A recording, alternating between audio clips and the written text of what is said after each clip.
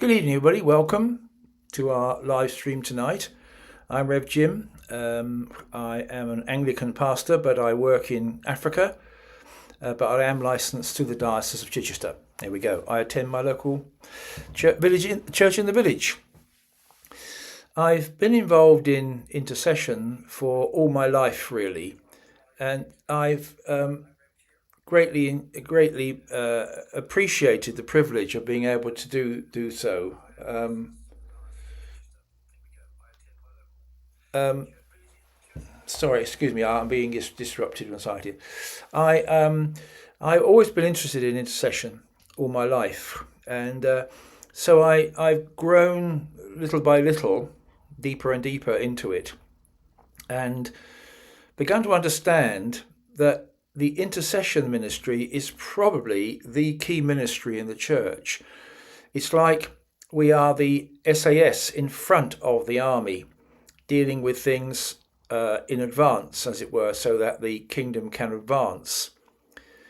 And I've learned that it's costly and painful and confusing and lonely. It is, in fact, living in Gethsemane. So that's where I was, and I've been doing that for 40 years or more. And I thought, okay, well, that's fantastic. And then one night, something happened to me.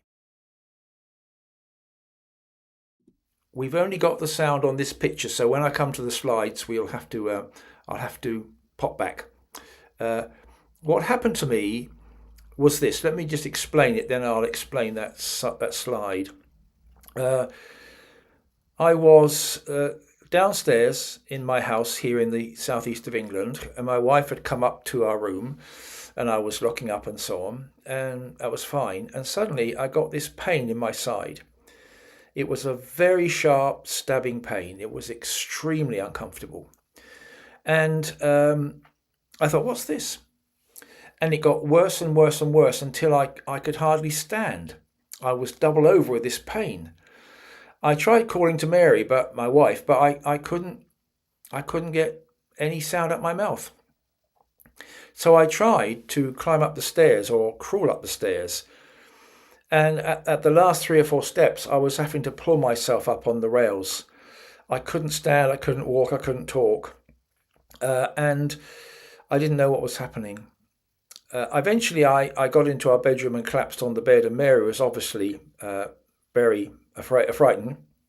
And she rushed out to do 2 things, which is what Christians do. The first was to quickly ask for prayer, and then secondly, to ring for help.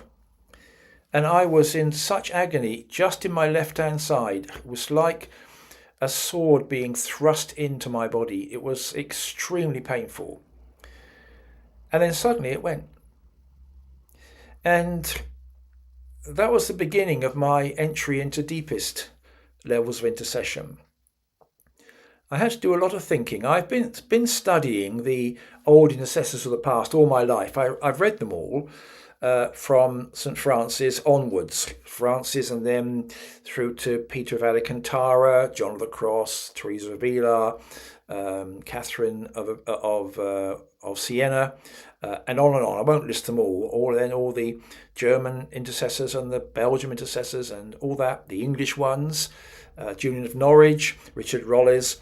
Studying. And I came across these words. I'll just put them up because I say we're not quite got our system right tonight, but that doesn't matter, does it? Here, let's read this by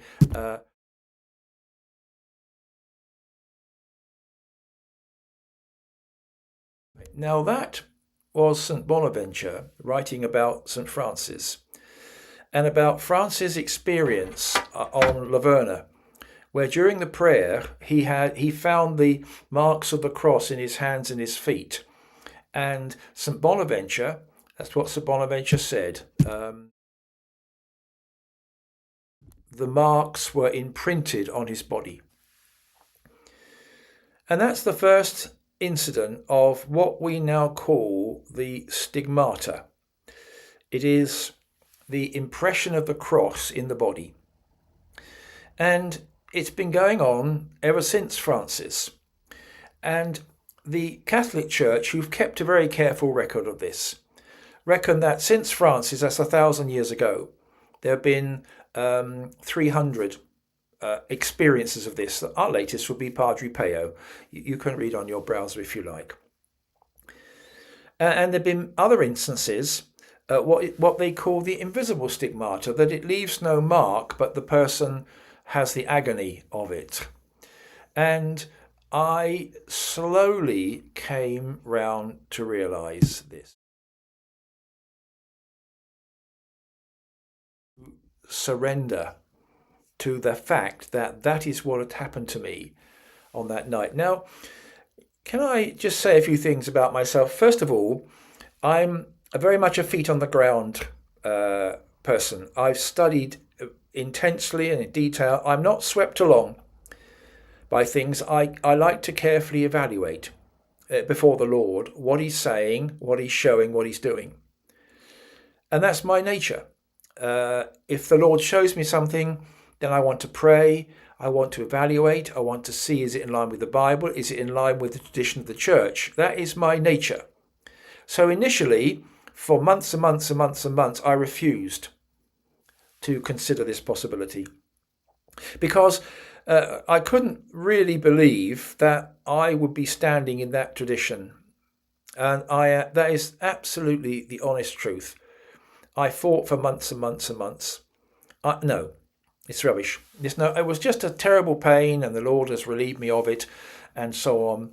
But as you know, for those of you who've walked a long time with the Lord, when the Lord has done something significant, you're stuck with it. There's no way out of it.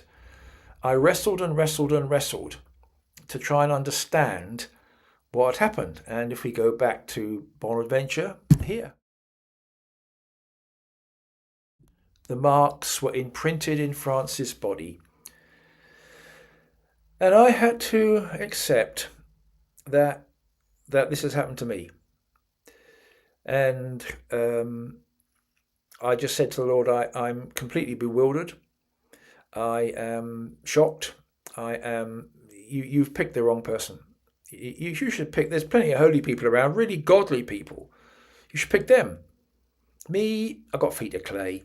I stumble around in my Christian life and, oh dear, I'm just not one of those people. You should have visited them. People with lots of connections and stuff who could really have, Lord said, I chose who I chose. And I want you now to understand that because of this, you will have access to the deepest levels of intercession. And I struggled. Even as I talk to you. In fact, David, who is also in this room, one of my team, is monitoring this tonight. We struggled together. I struggled. I said, "It's not. This can't be right." But in the end, I had to admit this.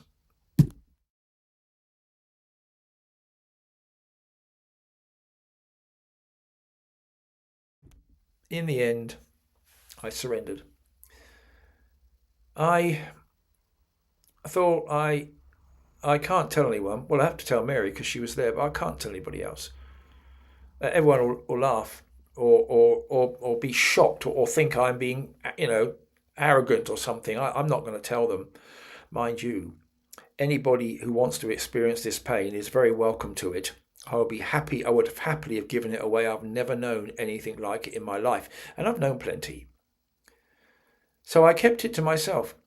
But I began to have a conversation with the Lord about this. What's all this about? I don't understand what's going on. And in the end, this is what I had to come to.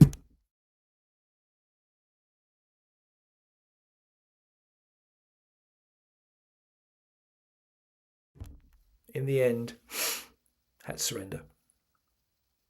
I gave in. The struggle, it was impossible. I couldn't cope with I came to the conclusion that I'm better off coping with believing it than trying to fight against it, because when the Lord wants something, I've been with him for 77, nearly 78 years. When he wants something, he gets it.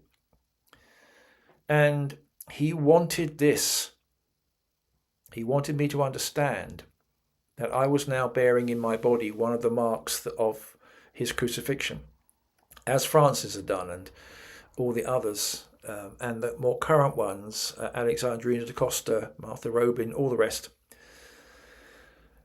And so I just said, okay.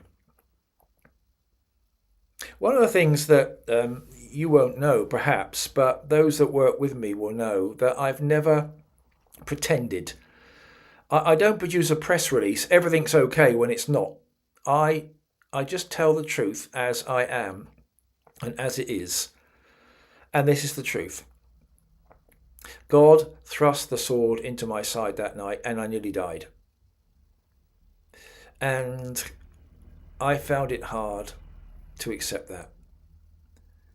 Then I read Julian of Norwich. You're a very big fan of hers, 1300 and something, anchorite. She lived through 2 plagues of the Black Death. That wiped out a third of the world. And yet she could still say, all is well, and all is well, and all is well. Well, what a woman. And she had this same experience that I had, I discovered. And this is what she says. She said, suddenly all my body began to close down and I said to myself, I'm going to die. And slowly the physical disappeared and I knew I was going to pass into heaven and my body would have to fall away and all this pain would end. And then she says this, and so suddenly as it came, it went. But I found myself in a different place with God. And I'd say that's what happened to me. That is exactly, thank you, Julian. That's exactly what I found. All my body was dying before my eyes. I knew I was finished. I couldn't even cry out to Mary to say goodbye. And suddenly it was gone like that. But the ramifications have been vast for me. And so I had to accept it. I said, okay, I will accept what you have done. I don't understand it. And I can't understand it, but I understand that Julian would stand with me and Francis and others, and I've got to accept that this is what has happened. And I didn't know how to go forward. And for months, nothing happened. I would say that in my experience of the Lord, that's quite common, that he leaves us to reflect on what he wants, because he knows our human spirit finds it hard to absorb these things. So I had some months to think about this, and then a very strange thing happened.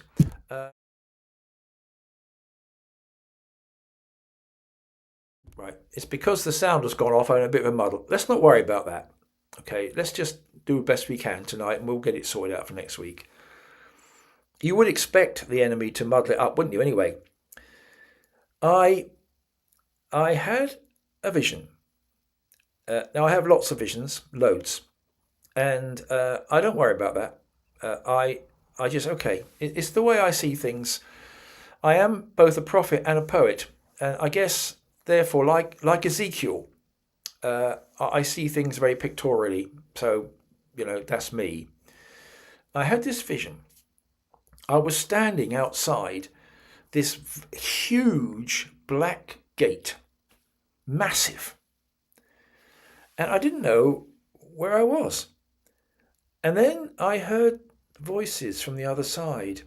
This is what I heard. I think we can perhaps see that, maybe. Yep, yes.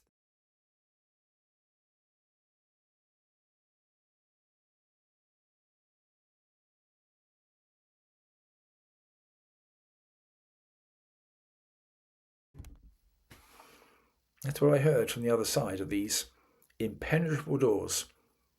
Oh no, not another crucified one. Well, that didn't help me at all. I think as we go through this journey, this is just a few videos, but all the material is available elsewhere. We'll deal with that later. But each step of the way, I couldn't see that I was. What's this about? What is this about? All right, Lord, I'll accept. I will accept, with some difficulty, that I've had a stigmata experience. I've asked you to help me understand. I don't see how's that moved me on. Then I realised, I think you kind of just work it out. As we go along, you'll see that. And if you read the Painful Grace series, you'll see, I thought to myself, I know what these black doors are. These is the gate to hell. I don't know how I knew that. And what I'm hearing is demonic voices from the other side. And they're saying, in fear, well,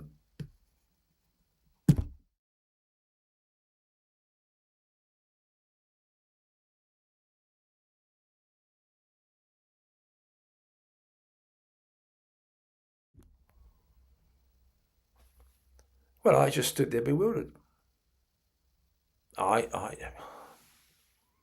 just bewildered.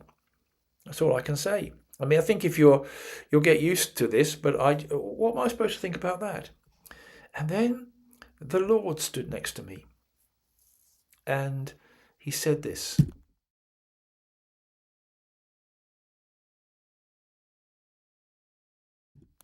What he actually said was, we crucified ones had better stick together. And then it kind of made sense to me. It began to make sense to me that what had happened on that night, which was pretty vivid, I can tell you the whole detail now if I needed to. I don't need to, but it was very, very vivid. What had happened on that night, it seemed that I had become a crucified intercessor, like my master. And when he said to me, we crucified ones had better stand together, I began to understand for the first time what I was being asked to do. That I must walk the path of the crucified intercessor with him, now that I was one. And that the demonic powers were afraid of this calling.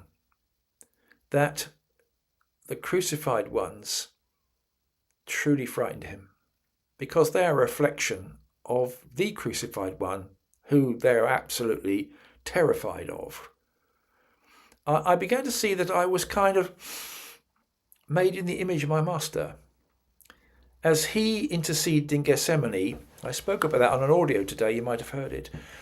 As he interceded in Gethsemane, so I must now be with him in that intercession in Gethsemane. And I reflected carefully, and one or two things came quickly to my understanding. It's interesting how then understanding began to come. I remembered that in Gethsemane he was on his own. And I worked out that the path I was going to take was going to be a lonely one. And as we go through some of the path, we can't do it all in four videos, but it's just the beginning, isn't it? But the path is lonely, and I had to walk it alone. And that is the path of the crucified intercessor alone. I have trodden the winepress alone. And there was no one to help. And I was going to have to tread this path alone, as all crucified intercessors have to. And that I couldn't depend on earthly help. And secondly, I wasn't to use it. I wasn't to fill a stadium with 10 million people and all that. I would have to just do it his way, which was to go into Gethsemane and nearly die in an agony of intercession, that he might get to Calvary. And I'd have to do the same. That's what I began to understand. And that's really where it begins. The journey began to unfold then. We'll look at that next week, same time. And I'll have this a bit more sorted out there. We don't want to worry about the technology tonight. We want to grasp the message. We have to realise this. I was once preaching in a church, preaching the gospel, and there was a man in that congregation who was intensely atheistic. He'd come because his wife had dragged him along, but he wasn't going to, it was rubbish. He told me afterwards, it was rubbish. just as I was getting to the heart of the gospel, a cat had got into the organ loft in the church and started to screech and totally disturb my message. And that night he came to Christ, and I asked him, "What brought you?" He said, "Nothing until that cat started to screech." And I thought to myself, someone's trying to stop me hearing this message. And I've had problems with technology tonight. Somebody doesn't want you to hear this message. And what I'm looking for is other crucified intercessors, and to help them learn as I have learned, to maybe shortcut their learning a bit by sharing mine, that I would have to find them. Well, of course, they may be centuries ahead, but in the kingdom, time doesn't exist anyway. Time's not there. Everything is now, so I can speak to a crucified intercessor 5 centuries ahead. But I would like to find out if I can find some in the world today, and I think I might be finding one. And so that's what painful grace is about. It is grace. To intercede at this level is very wonderful. It's a huge privilege to have access to the Lord's heart that I never dreamt was possible for anybody like me. Is wonderful. And intercession is a grace gift. It breaks the enemy. And my goodness, we need it at this moment with the events in Venezuela that have given the enemy such optimism that he can make serious advance. The intercessors are the ones to break this. And the key intercessors are the crucified ones. And so that was where I got to. Half an hour maximum on these broadcasts, by the way, as you know, on all our broadcasts.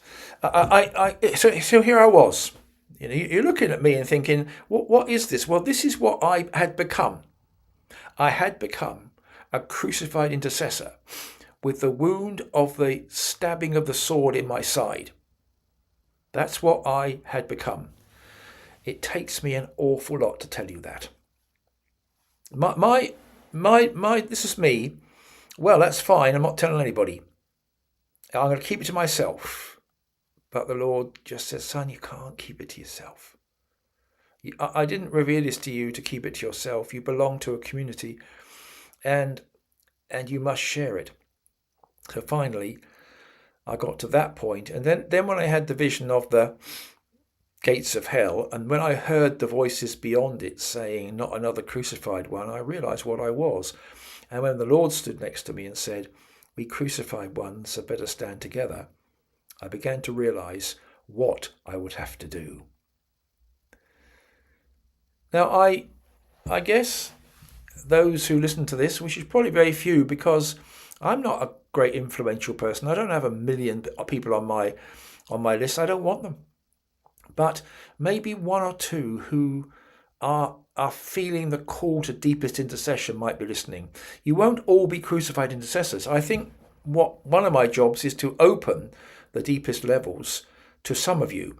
I don't think you all will be crucified intercessors, but you will begin to learn how to pray at the deepest places and how to discern the movement of the enemy and how to move around and how to act and what God wants. And that's what I am now beginning to do. And in the next 3 weeks, I will talk to you about my experience. So it's very much an experiential thing. Next week, we'll start with the wilderness and the dam, and then we'll move on from there. But I realize how challenging this may be. Can I finish by just saying that I am only too well aware of how difficult it must be to accept what I'm saying. May I plead in my defense? Whatever you think how difficult it is, it's not a patch on how difficult I think it is. I am far more perplexed than any of you might be as to what's going on in my life. So I just share that with you in my defense. That I don't think anybody can offer a greater criticism than I can produce Think about it. I'm 78, young.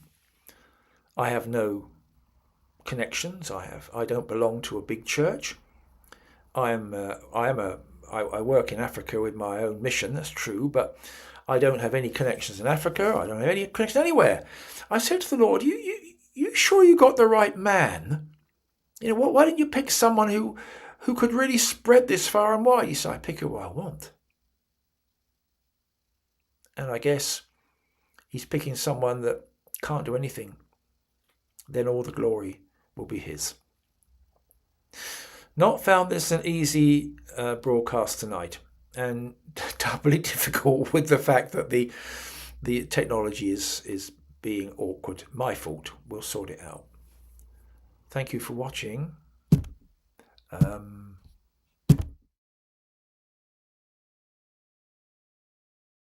We are. Painful Grace Session 2 is coming soon. That'll be next week. And next week will be more experience-based. This is always the hardest one. I've done some audios about this. The first one is the hardest one because you have to trust me.